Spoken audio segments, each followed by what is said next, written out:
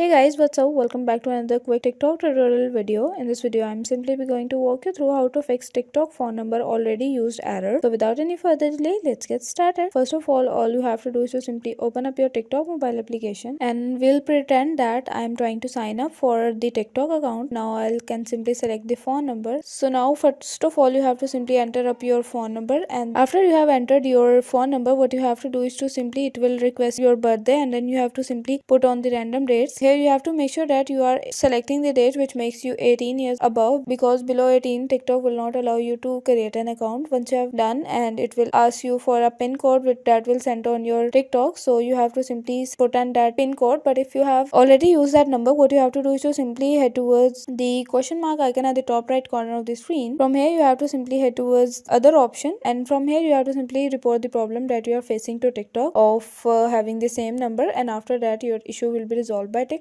Okay, so guys, that's it for today. Hope you guys like this video. If you guys like the video, give it a thumbs up. Don't forget to subscribe the channel, hit the bell icon. Thank you for watching.